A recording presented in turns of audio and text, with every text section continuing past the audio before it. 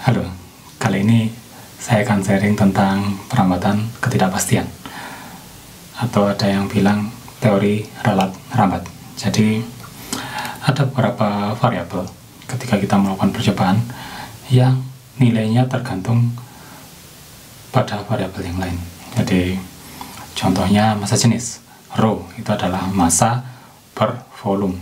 Kita tidak bisa langsung mengukur massa jenis dengan menggunakan massa jenis meter gitu. Kalaupun ada massa jenis meter, itu pasti akan mengukur massa dan volume pada itu. Jadi massa jenis itu merupakan fungsi massa dan volume. Jadi ada juga Y sama dengan Fx, T, jadi sebuah fungsi X dan T, jarak dan waktu. Contohnya ya kecepatan. Kecepatan adalah jarak dibagi waktu. Ini bisa kita sebut sebagai kecepatan rata-rata jika S-nya mulai dari 0 dan T-nya mulai dari 0. Delta S-nya akan menjadi S saja, delta T-nya menjadi T saja. Oke. Ini bisa terjadi ketika kita menggelindingkan kelereng. Dalam hal ini kecepatan rata-rata ya, jadi kita tidak begitu fokus ke percepatannya. Artinya bisa saja kalau kita menggelindingkan kan dari awalnya diam terus lambat laun semakin cepat, atau kalau kita menggunakan mobil Hot Wheel kita sentil ya, dari cepat kemudian makin lama makin lambat. Nah itu, tapi kita tidak fokus ke percepatannya, tapi pada selang waktu sekian, jarak sekian, berapa waktunya, atau pada jarak sekian berapa waktunya, semacam itu. Baik, di sini S diukur dengan penggaris. Jadi saya mencoba membuat data di sini, mengambil data dengan skala terkecil 1 mm ya. Kemudian kita punya stopwatch untuk mengukur waktunya. Kita akan punya stopwatch dengan skala terkecilnya 0,01. Nah, dari situ ada beberapa skenario. Jadi semua variabel diukur satu kali saja. Jadi dalam selang jarak sekian berapa waktunya, jadi diukur jaraknya dari sini ke sini, diukur waktunya, tak, gitu. Kemudian ditampilkan hasilnya. Bagaimana menampilkan hasil jika hanya diukur satu kali seperti itu? Kita pakai V, kecepatan adalah kecepatan rata-rata di plus minus delta V. Sebenarnya ini plus minus, kok plus saja, harusnya plus minus ini. Oke.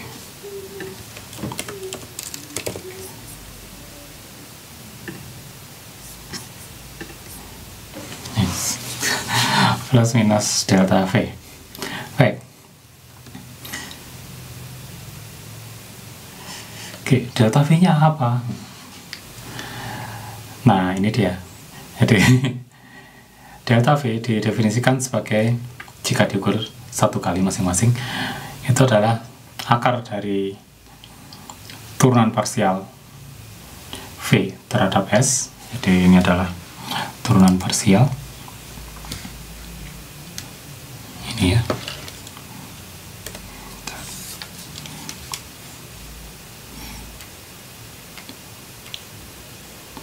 Ini adalah turunan parsial. Jadi V diturunkan terhadap S. T-nya dianggap konstan. Dikalikan 2/3 delta S. Juga ini adalah turunan parsial V terhadap T. S-nya dianggap konstan. Dikalikan 2/3-nya delta T. Perhatikan bahwa delta V atau ketidakpastiannya V itu tergantung pada ketidakpastiannya S dan ketidakpastiannya T.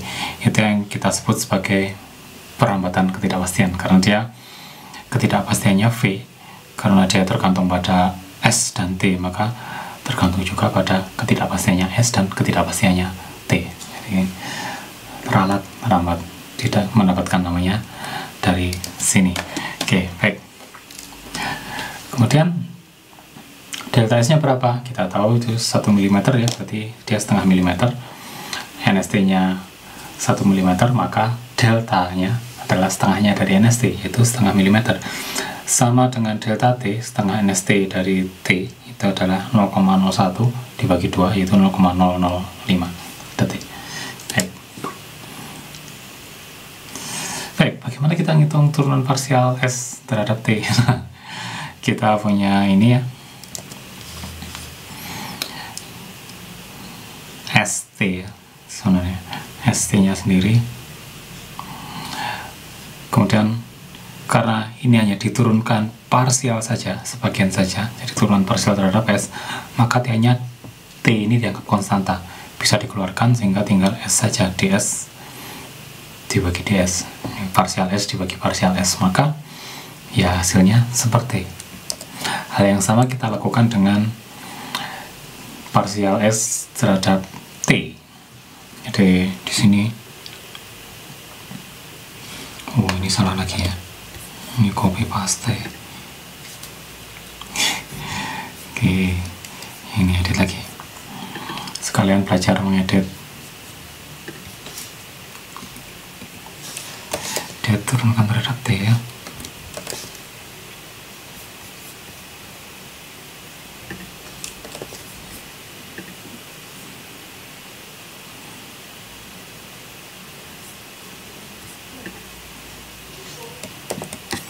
Misalkan dv dt ya, turunan V terhadap T sekarang. Di turunan V terhadap T, sebentar, ini saya juga mau menghias satu kali aja.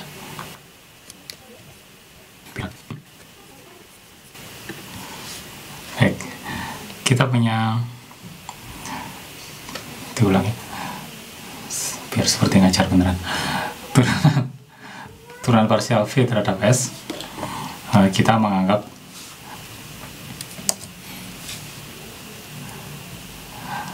di sini T-nya bisa kita keluarkan jadi sepertinya, sehingga tinggal parsial S per parsial S ya satu, sehingga kita punya seperti saja.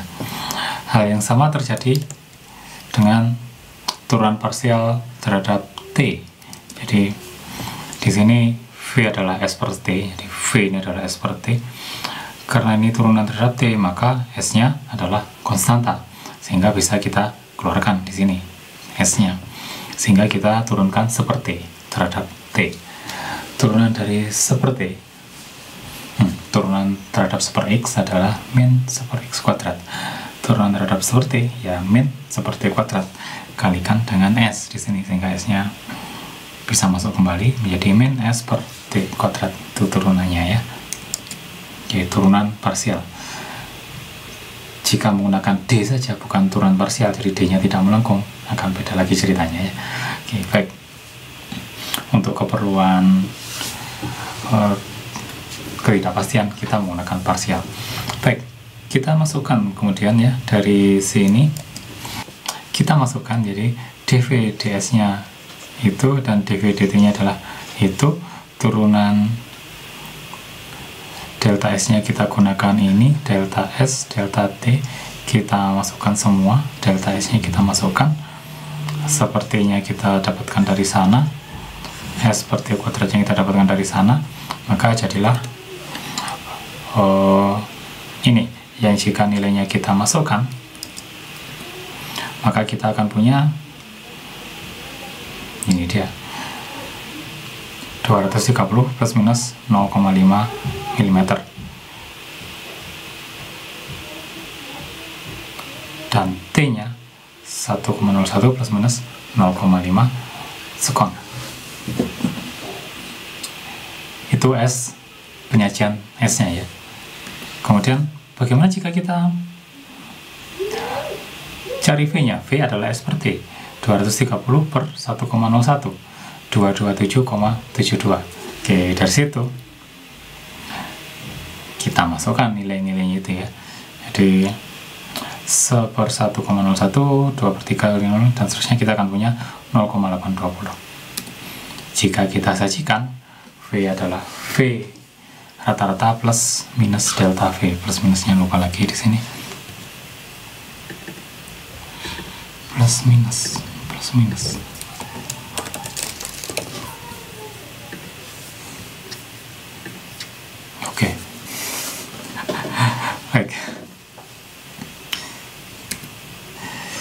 Bagaimana jika semua variabel diukur berulang? Seperti ini ya. Jadi jaraknya diukur 14 kali, waktunya juga diukur 14 kali di sini. Bagaimana cara ngitungnya? Nah, kita akan punya penyajian yang sama. Sebenarnya V adalah V rata-rata plus minus S ya, sekarang bukan delta lagi tapi S, simpangan baku dari V itu sendiri. Nah, simpangan baku dari V nya sebenarnya rumusnya lebih ringkas karena kita tidak punya 2/3 di sini ya, 2/3 di sana tidak ada. Jadi kita hanya punya turunan parsial V terhadap S dan turunan parsial V terhadap T sama di situ. Nah, kelihatannya rumusnya ringkas, tapi kita harus menghitung simpangan S dan simpangan T, itu yang agak ruwet, walaupun dengan Excel kita bisa langsung hajar saja. Oke. Baik. Sekarang menghitung V-nya, ya S rata-rata dibagi T rata-rata, kita akan punya 227,0098. Kemudian kita akan punya hitungan untuk simpangan baku dari S. Kita harus punya rata-ratanya dulu ya di sana. Rata-ratanya S. Kemudian kita punya rata-ratanya T. Rata-ratanya S digunakan untuk mengurangi ini ya. Ini adalah sebenarnya S bar min. Oh, sorry. Ini adalah S min S bar, kemudian yang di sini S min S bar ya, yang tadi itu dikuadratkan ya. Kemudian di sini jumlahnya, yang ini adalah jumlah dari semua ini. Dari situ kita akan tahu simpangan bakunya.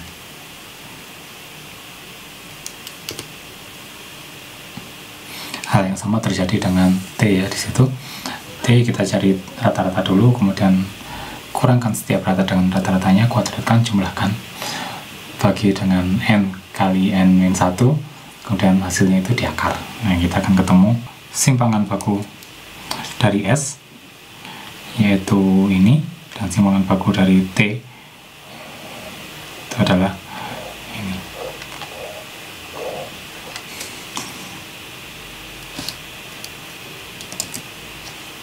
Baik. Setelah ketemu simpangan baku S dan T, kita cari simpangan baku dari V itu sendiri. Kita akan punya rumus yang tadi, kemudian masukkan saja ya. dV, ds nya adalah seperti turunan parsialnya, kemudian turunan parsial V terhadap T nya adalah S bar per T bar kuadrat. Dari sana masukkan angkanya untuk standar deviasinya dan nilai yang rata-ratanya ya. Kemudian kita akan punya angka itu, maka akan jadi penyajiannya. Kita akan punya V sama dengan V bar per V adalah V bar plus minus simpangan V, maka kita punya angkanya V rata-ratanya adalah 227,09 plus minus 62,155 mm per sekon kecepatannya ya. Baik, bagaimana jika variabelnya ada yang diukur berulang, ada yang diukur satu kali? Contohnya jarak itu wah segitu aja, ukur satu kali aja, waktunya yang beda-beda kan karena stopwatch-nya. Oke, waktunya aja yang diulang. Nah, misal seperti itu, jarak diukur sekali, waktu diukur berulang seperti ini, maka ini jaraknya adalah 230 ya, maka kita akan punya V adalah sama, rata-rata V di plus minus simpangan dari V, tapi simpangan dari V nya nilainya agak lain. Jadi nanti kita akan punya ini V nya sendiri ya, V nya sendiri 230, ini V S per T nya ya. Ini dapat dari mana? Ini adalah nilai dari S ya, karena diukur satu kali, yang dibagi dengan T rata-rata. Jadi rata-rata T-nya nilainya itu ya. Perhatikan kita punya di sini warnanya. Ini adalah rata-rata T-nya dan kita punya S di sini. Baik. Sehingga kita punya ini V. Ini sebenarnya harusnya V rata-rata ya di sini. Karena tidak dapat dari sana. Oke. Kemudian itu salah satu penghitungan ya. Salah satu penghitungan yang menurut saya paling mudah. Ada cara lain. Kemudian bagaimana dengan simpangannya? Simpangannya kita menggunakan ini. Perhatikan, untuk yang diukur satu kali kita menggunakan suku ini ya, 2/3 delta S. Untuk yang diukur berulang kita menggunakan ini, 2/3 itu bobotnya, bobot untuk ketidakpastiannya ya. 2/3 delta S. Jadi, seperti itu. Baik, kita tinggal masukkan saja sebenarnya, karena delta S nya kita sudah punya kan ya. Jadi kita punya delta S, kita punya delta simpangan dari T, kita punya itu, tinggal masukkan saja, nilainya akan dapat. Baik, sehingga kita akan punya V adalah V kuadrat plus minus simpangan dari V itu seperti ini, 227,0932 plus minus 62,1503 mm per sekon. Baik. Oh ya, untuk cara mengukur V rata-rata, ini V rata-rata tadi ya, ada beberapa cara sebenarnya ya. Kalau saya tadi mengukurnya V rata-rata diukur dari S rata-rata per T rata-rata. Ini angkanya warnanya aneh. V rata-rata sama dengan S rata-rata per T rata-rata. Ada juga yang kita mengukurnya menggunakan ini, V rata-rata digunakan. V rata-rata adalah V1 plus V rata-rata, V2 plus V3 plus V4 dan seterusnya dibagi dengan jumlah datanya. Itu beneran V rata-rata kan ya. V1 nya ya S1 per T1 plus S2 per T2 plus S3 per T3 nanti dibagi dengan N. Jadi VVV yang tiap data itu, tiap pasangan data dibagi dengan N. Ini oke jika datanya imbang ya. Jadi imbang atau sekalian tidak imbang. Jadi jika S-nya diukur satu kali seperti ini, jika S-nya diukur satu kali 230 ini ya, dan kita akan punya S-nya ya gunakan 230 terus dibagi dengan T-nya T1, T2, T3 untuk mendapatkan V1, V2, V3. Nah, ada kalanya datanya tidak imbang. Jadi S-nya itu 230, 230,1, 230,2 dan seterusnya. Kemudian 230 lagi, yes. Yang S-nya diambil 1, 2, 3, 4 data. Kemudian T-nya diambil 14 data. Nah, ini kita akan kesulitan. V-nya ini gimana? Atau sekalian dipaskan untuk setiap S ada V. Jadi ketika satu kali ngambil data, itu ngambil data S dan data T sekalian. Jadi caranya berapa, punya berapa, jarak berapa, punya berapa. Ada kalanya kita mengambil, oke, saya ngitung jarak 5 kali, kemudian saya menghitung waktu 14 kali. Nah, untuk itu maka V rata-ratanya kita akan kesulitan menggunakan yang model V rata-rata adalah S1 per T1, S2 T2 dan seterusnya. Ya, jadi ada beberapa cara untuk menghitung V rata-rata sini.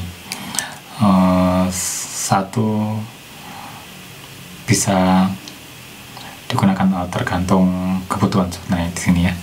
Baik, demikian sharing tentang perawatan ketidakpastian beserta contohnya.